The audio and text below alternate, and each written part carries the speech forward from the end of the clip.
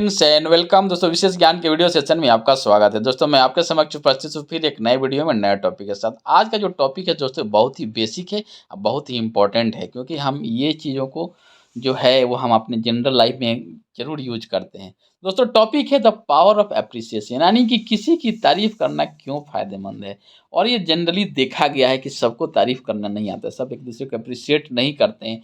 तो इसके क्या फ़ायदे हैं, क्या नुकसान है और क्या चैलेंजेज हैं जिसके चलते हम इसको नहीं कर पाते हैं, और उस चैलेंजेज को कैसे ओवरकम करना है, इसी को मैं इस वीडियो के टॉपिक में डिस्कस करने जा रहा हूँ कि एप्रिसिएशन का क्या फ़ायदा है और क्यों हमारे लिए ज़रूरी है।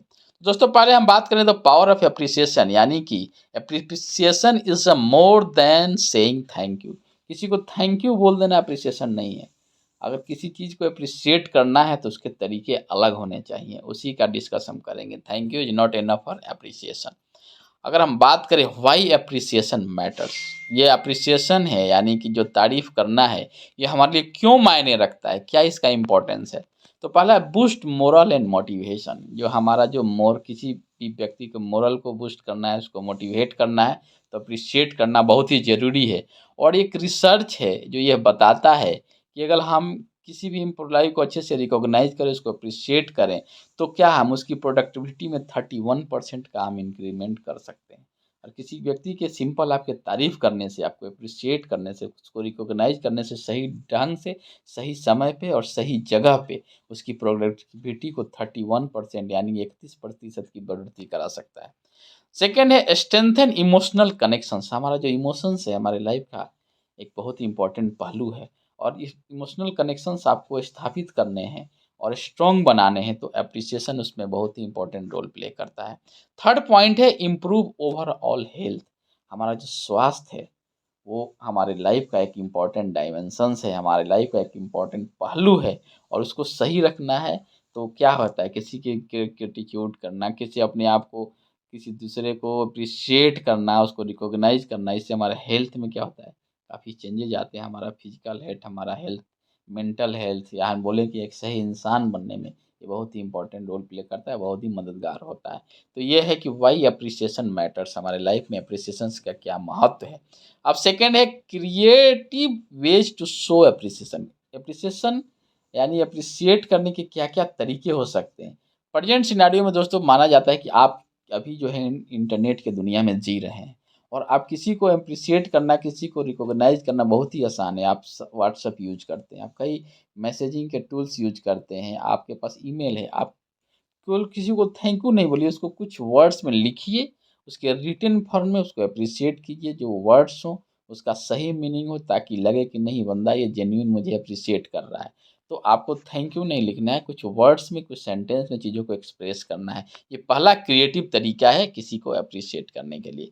सेकेंड है गिफ्ट ए स्मॉल सरप्राइज। कभी कभी सरप्राइज देना भी बहुत ज़रूरी होता है, तो इसका भी प्लान कीजिए, और सरप्राइज के माध्यम से भी आप अप्रिशिएट कर सकते हैं, तारीफ कर सकते हैं। सेकंड है सेलिब्रेट देयर एकम्प्लिशमेंट। अगर कोई चीज़ या व्यक्ति किसी चीज़ को अचीव करता है, तो उसकी खुशी में शामिल होइए, उसके सेलिब्रेशन में शामिल होइए, और उसके सेलिब्रेशन को आप स्वागत कीजिए, और उसके सेलिब्रेशन को अप्रिशिएट कीजिए। तो ये 3 मेजर क्रिएटिव तरीका है जिसके माध्यम से हम एप्रिसिएशन के अपना सकते हैं, कैसे किसी को तारीफ कर सकते हैं। अगर हम नेक्स्ट बात करें the impact of showing appreciation, already मैंने पहले ही बताया कि हमारे लिए क्या मैटर्स करता है हमारी लाइफ में, लेकिन अभी इसके बाद फिर मैं कुछ तथ्यों से आपको समझा देना चाहता हूँ कि क्या इम्पैक्ट है हमारा जो अप्रिसिएशन है। इम्प्रूव मेंटल हेल्थ, मैंने पहले बताया कि मेंटल हेल्थ, फिजिकल हेल्थ के लिए बहुत ज़रूरी है अप्रिसिएशन। Second, stronger relationship. हमारे जो संबंध है कैसे अच्छा बनेंगे जब हम एक दूसरे की तारीफ नहीं करेंगे, एक दूसरे को पहचानेंगे, एक दूसरे को वैल्यू नहीं करेंगे, तो रिलेशनशिप में बढ़ोतरी नहीं हो सकती है। सेकेंड है बेटर बिजनेस रिजल्ट। आपके वर्क इन्वायरमेंट में भी अप्रिसिएशन, रिकॉग्निशन बहुत इंपॉर्टेंट रोल प्ले करता है। आपके साथ जो कलीग हैं, आपके जो टीम मेंबर हैं, आपकी जो पीयर ग्रुप में अगर उनको अप्रिशिएट करते हैं, उनको रिकॉग्नाइज करते हैं सही समय पे, तो ये हमारे क्या है, हमारे जो वर्क कल्चर को, हमारे वर्क इन्वायरमेंट को, हमारे बिजनेस के रिजल्ट को बहुत इम्पैक्ट करता है। अब हम बात करें चैलेंज टू एक्सप्रेसिंग अप्रिसिएशन, ये बहुत इंपॉर्टेंट पॉइंट है। क्या दिक्कत है कि लोग अप्रिशिएट नहीं कर पाते, क्या चैलेंजेज हैं।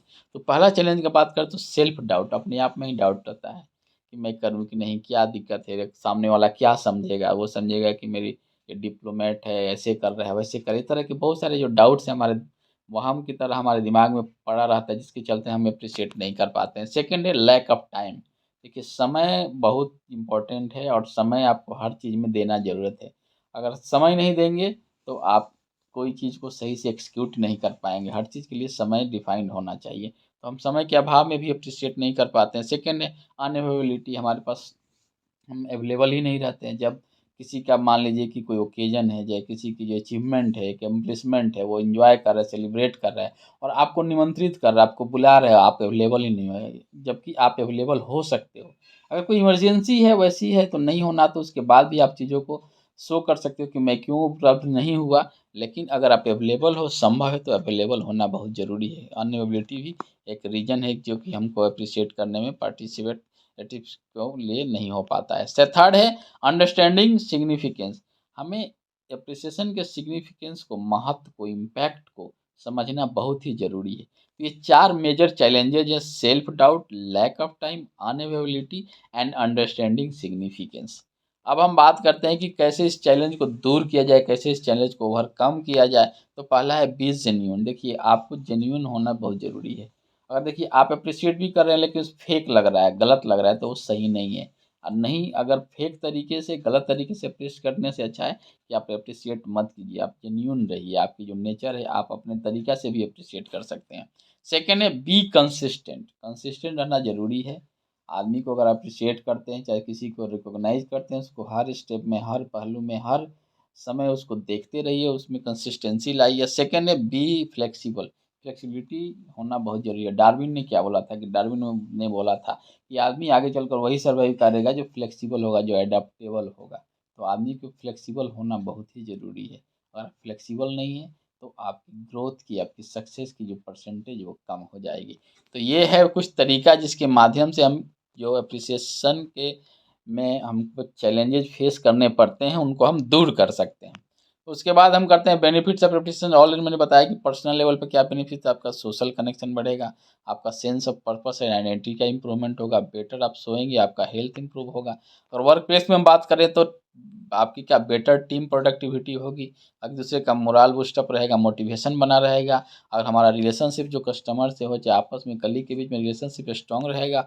और हमारा जो एम्प्लॉय रिटेंशन है, खास करके जो प्राइवेट जॉब है, जो कॉर्पोरेट वर्ल्ड है, उसमें रिटेंशन पावर, रिटेंशन पावर बहुत इंपॉर्टेंट रोल प्ले करता है, तो उसमें भी बढ़ोतरी होगी।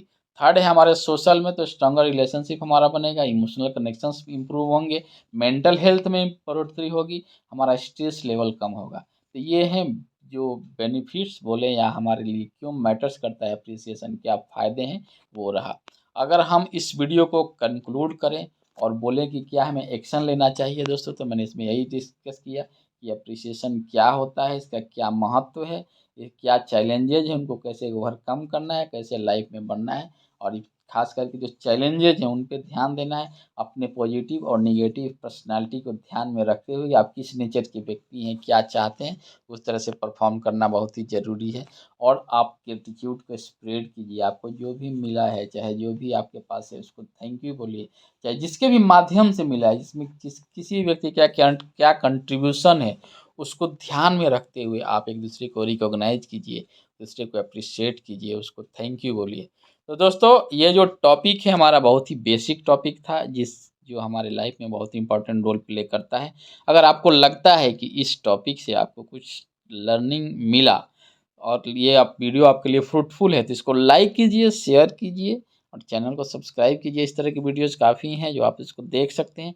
और इस टॉपिक से रिलेटेड आपके भी कुछ पॉइंट्स हैं, उनको फीडबैक के माध्यम से या कमेंट के माध्यम से सूचित कीजिए, ताकि आने वाले वीडियो में मैं उसको ध्यान रखूँ और मैं अपने लर्निंग प्रोसेस को भी इम्प्रूव करूँ, क्योंकि लर्निंग जो है एक म्यूचुअल प्रोसेस है। फिर आपसे मिलते हैं नए वीडियो में नए टॉपिक के साथ। तब तक खुश रहिए, मुस्कुराते रहिए और अपने लक्ष्य के प्रति, गोल के प्रति अग्रसर होकर काम कीजिए दोस्तों, ताकि आप अपने गोल को अचीव कर पाएँ। Thank you.